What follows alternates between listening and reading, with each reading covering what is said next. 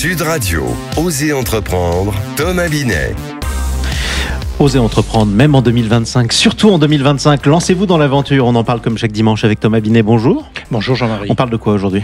On va commencer avec la saga Nutella. Cette petite histoire que tout le monde connaît, cette marque absolument. Et on va avoir comme grand témoin Marika Jiquel, qui est directrice de l'atelier Croupion. Elle est tapissière, décoratrice et sellière.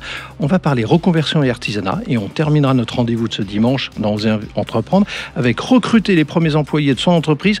Comment bien les choisir et les recruter, Jean-Marie ? Oui, ça c'est très pratique comme conseil. Vous avez raison. Mais d'abord, on commence comme chaque semaine en partenariat avec le magazine Entreprendre par raconter l'histoire, la saga d'une des marques les plus iconiques du monde, la pâte à tartiner Nutella. Thomas, est-ce que vous êtes prêt à nous plonger dans cette saga aussi visqueuse que gourmande ? Oh, visqueuse, Jean-Marie, si, comme ça vous colle, allez. vous en avez déjà eu sur les doigts, écoutez. Ah bah oui, comme tout le monde, comme tous les enfants, en tout cas à un moment donné. Alors en fait, tout a commencé, Jean-Marie, après la Seconde Guerre mondiale avec un problème de pénurie de cacao. Ferrero, la marque bien connue, italienne, a alors eu une idée géniale, utiliser des noisettes pour remplacer une partie du cacao et créer une pâte sucrée. Et voilà, le précurseur du Nutella était né. Alors, est-ce que ce gianduiot au Nutella, je ne sais pas si je le prononce bien, après ça, il y a eu des étapes importantes dans la transformation ou pas ? Oui, parce qu'en 51... Alors, je ne vais pas reprendre votre prononciation parce que je ne suis pas aussi précis que vous.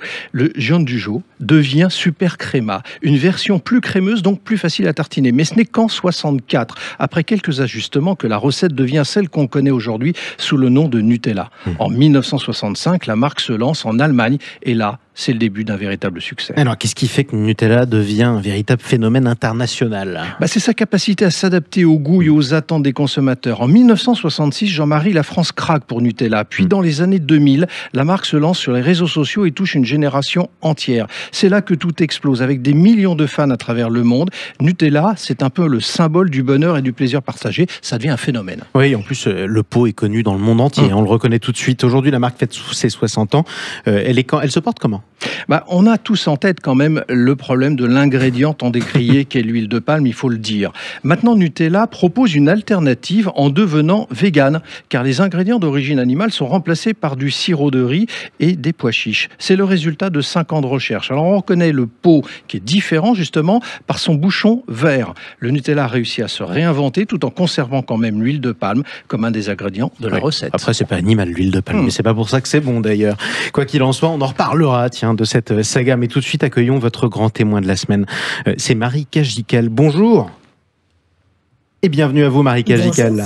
Vous êtes la directrice de l'atelier Croupion. Vous avez une sacrée histoire, vous allez la raconter à Thomas Binet. Vous êtes en plus tapissière, sellière, couturière d'ameublement. C'est un métier formidable. Bienvenue sur Sud Radio en 2025. Vous êtes l'invité de Thomas Binet. Marika Jiquel, on va s'intéresser dans un instant à votre vie et à votre parcours. Mais vous êtes aujourd'hui à la tête de l'atelier Croupion. Concrètement, pour nos auditeurs, vous fabriquez quoi dans votre atelier ? Alors, je rénove beaucoup, toute assise d'ameublement, auto, moto, aéronautique, bateau. Et aussi, je fais de la création. Mais je fais de l'assise exclusivement. Très bien. Alors, on va y revenir dans un instant.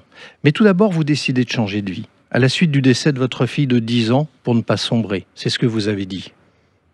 Tout à fait. Ma fille a eu un cancer à l'âge de 8 mois et elle s'est battue jusqu'à ses 10 ans. Et jusque-là, j'étais praticienne shiatsu dans la thérapie manuelle japonaise. Je m'occupais des gens. Et après cette difficulté de la vie, je n'étais plus en capacité de m'occuper des autres. J'ai eu besoin de m'occuper de moi. Et les travaux manuels en ont été la voie. Vous décidez cette reconversion à l'âge de 47 ans car vous aimez les métiers manuels, vous venez de nous le dire, et vous allez suivre 2 formations, pour qu'on soit précis aussi, un CAP de tapisserie et un CAP de sellerie. Vous prenez possession d'un local de 80 mètres carrés dans les Landes et vous créez en octobre 2023 l'atelier Croupion. L'aventure commence comme ça. C'est bien ça ? C'est vrai. Après 2 ans de formation, en apprentissage dans des ateliers et en école, en alternance, je me suis lancée seule, mais je ne suis plus seule. Je suis accompagnée d'une collègue maintenant qui est couturière d'ameublement et qui m'aide à assurer nos demandes clients. Alors vous avez commencé à nous l'expliquer au début de cet entretien. Vous rénovez des sièges, vous confectionnez des rideaux et des coussins. Bref, vous proposez à vos clients de restaurer plutôt que de jeter. Du coup, vous êtes devenu une adepte de la seconde vie donnée aux produits, ce qui est de plus en plus tendance aujourd'hui. Alors, tendance, tant mieux, même Hmm. si la conjoncture actuelle nous pousse à réduire nos dépenses contraints et forcés. Mais oui, c'était important pour moi de conserver, de redonner de la valeur à des meubles qui sont souvent bien faits, qui ont été bien faits par nos ancêtres, et de leur remettre des matières nobles et de les faire perdurer 40 ou 50 ans de plus. Je trouvais que c'était un beau projet. Vous êtes devenue une entrepreneuse. Quelles sont les difficultés que vous avez vécues dans ce lancement? Alors, les difficultés de l'entrepreneuriat, pour moi personnellement, ça a été le financement, trouver le financement. À la base, les banques ne me suivaient pas, et donc j'ai été suivie par une association locale, TechGCOP, pour m'aider à monter un business plan Hmm. et tout ce qu'il faut pour le lancement, qui m'a elle-même orientée vers l'ADI. Alors on Je va en crois que vous parler connaissez. justement. Je vous interromps parce que vous êtes lauréate aussi, il faut le dire, du prix Coup de cœur 2024 de l'ADI, qui est l'Association pour le droit à l'initiative économique. On avait d'ailleurs reçu sur ce même plateau son président en octobre dernier, Frédéric Lavenir. Et l'ADI accompagne, pour que nos auditeurs soient au fait du sujet, les créateurs sans argent et sans formation à s'installer en les finançant et en leur apportant conseils et suivi. Et c'est ce dont vous avez bénéficié, on est bien d'accord. Tout à fait. Ils ont des antennes locales un petit peu partout sur le territoire en France.